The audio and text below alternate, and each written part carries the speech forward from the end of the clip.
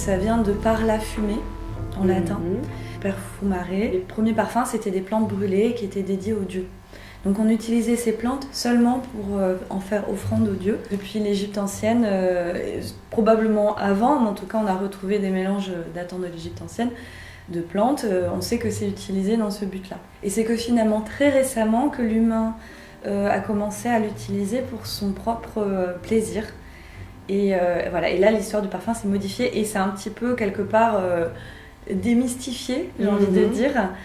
Et pour moi, le but de Alchémistique, c'est un petit peu de revenir à cette racine première du parfum, donc l'utilisation d'archétypes en support de, quelque part, d'invocation. J'ai commencé vraiment à faire une mixture d'huile essentielle, comme beaucoup j'ai envie de dire, mais bon, très tôt. J'ai fait une formation un peu plus tard d'aromathérapie, et avec le Pipiton, qui était un très bon formateur, et qui nous a aussi enseigné voilà, la partie un petit peu alchimique des plantes, on va dire, archétypale, etc. Je suis partie vivre à Bali peu de temps après, et j'ai monté une petite marque de cosmétiques et de parfums que j'avais à ce moment-là appelée Alchémistique. Ça mélange l'alchimie et le mystique. J'essaye de faire des parfums archétypaux. L'archétype, c'est un peu comme un ensemble d'énergie cohérent. D'après Jung, tout le travail alchimique est basé sur des archétypes. Quand on parle de salamandre, quand on parle du corbeau, comment on peut se relier à ces énergies-là, cet archétype-là, pour on va dire, profiter de ses valeurs, de ses qualités. En exemple, j'ai l'archétype du lion, qui est aussi un archétype alchimique. Il y a même le lion vert en alchimie. Donc le lion, par exemple, il va avoir des qualités de puissance, des qualités de courage, par exemple, de triomphe, de royauté. Je vais vraiment essayer de reproduire l'odeur de l'archétype du lion.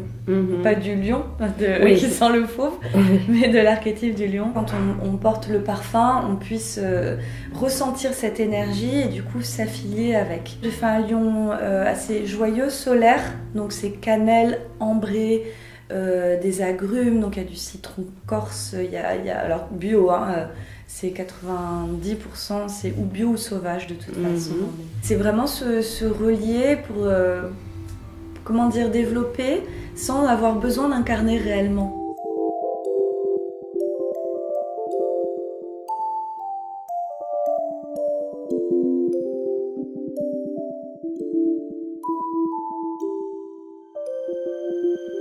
Le parfum, c'est déjà magique quelque part parce qu'il touche l'émotionnel très directement.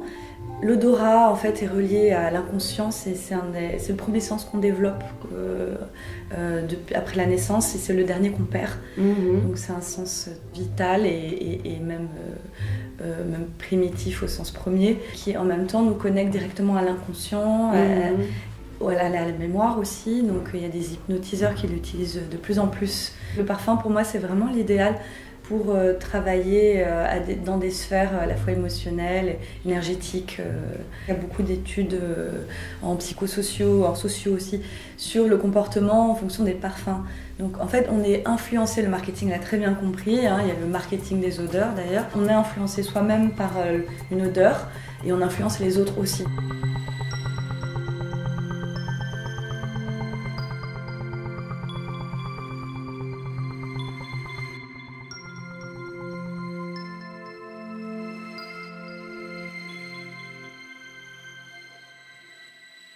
J'ai fait le logo à partir de la pierre philosophale. Dans la quête alchimique, on cherche cette pierre qui aurait le pouvoir de changer le plomb en or. Symboliquement, c'est vraiment l'accomplissement de soi. Donc ici, on a le magicien, on a la sirène, on a l'ange et on a Esmeralda, en fait, qui est une sorte de Vénus.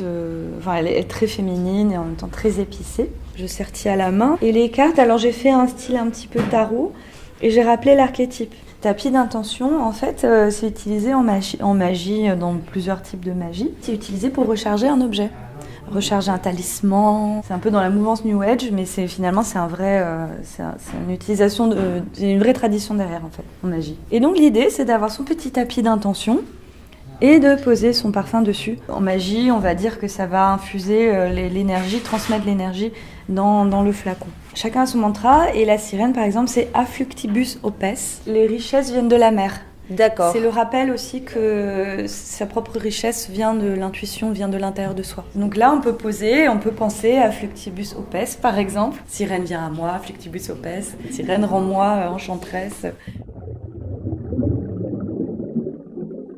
Pour les bougies d'ambiance, c'est les mêmes parfums ou c'est autres parfums? Je peux pas utiliser les mêmes essences parce que déjà il y a des essences très très chères. C'est vraiment dommage en bougie de mettre de la Christ marine. Donc en bougie, non, je peux pas vraiment faire la même chose. Ce serait hors de prix, personne les achèterait.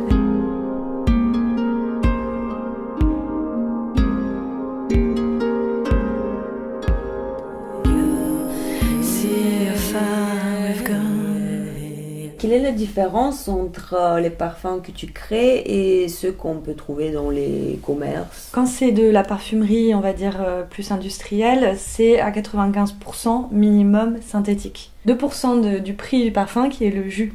Tout le reste, c'est du marketing. On va se différencier sur la créativité, sur la qualité. Et voilà, essayer d'avoir aussi des senteurs originales. J'utilise des huiles essentielles, principalement bio et sauvages, à la fois écologiques et bon pour soi-même, pour la peau. J'ai ce qu'on appelle un orgue de parfumeur, parce qu'on dit qu'on fait un parfum avec des notes. Donc il y a une analogie à la musique en parfumerie. On va composer aussi un parfum. Un bon parfum, il a donc des notes de tête, des notes de cœur, des notes de fond. Et un bon parfum va raconter une histoire. Il va vraiment évoluer en fonction du temps. D'où l'intérêt aussi d'ailleurs d'avoir des matières naturelles parce qu'elles sont vivantes en elles-mêmes, elles sont organiques.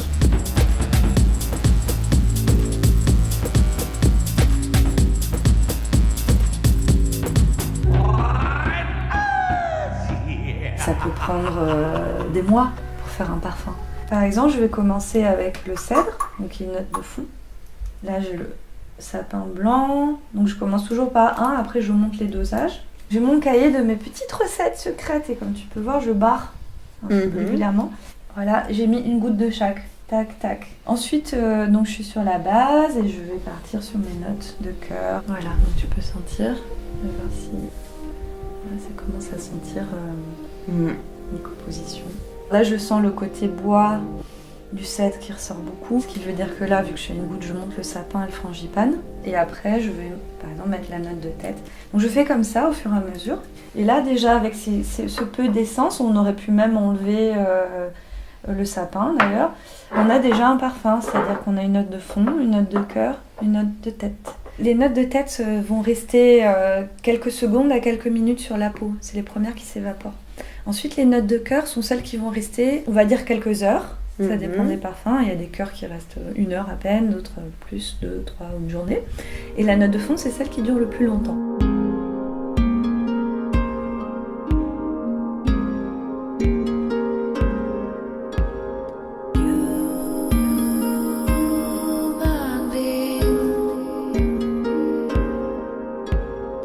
Plus le parfum disparaît sur la peau, plus vite la peau l'a digéré. Plus il dure, plus lentement la peau l'a digéré, ce qui veut dire que plus il est toxique. La sirène, je suis partie sur la Christ marine. J'ai utilisé un peu la sauge clarée parce que c'est une huile très féminine qui est aussi régulatrice hormonale. Et puis après, je suis partie sur le bois de rose pour le côté cœur. Puis un peu bateau de pirate aussi, le côté bois de rose, la Christ, tu vois, ce côté un peu exotique. J'ai mis aussi des épices et un tout petit peu de cannelle. Ce côté aussi dynamique qu'elle a, la sirène. Hein.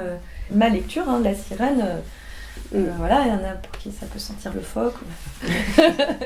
Moi, ma sirène, elle sent le bois de rose et la Christ marine. Ouais. La Vénus est centrée autour de l'origan. Parce que l'histoire de la déesse, la Vénus, elle a fait pousser de l'origan dans son jardin pour guérir des flèches de Cupidon. Donc il y a un petit peu un sens dans le choix des essences.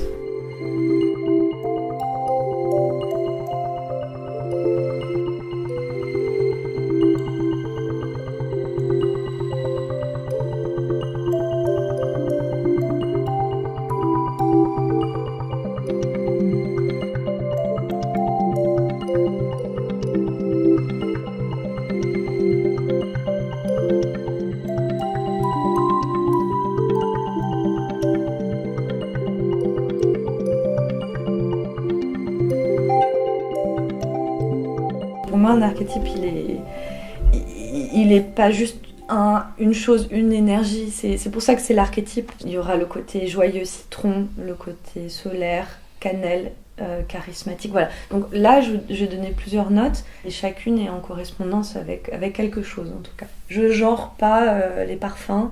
D'ailleurs, historiquement, ils ne sont pas genrés. Voilà, Casanova mettait du jasmin. On vit le parfum et quelque part, on se l'approprie.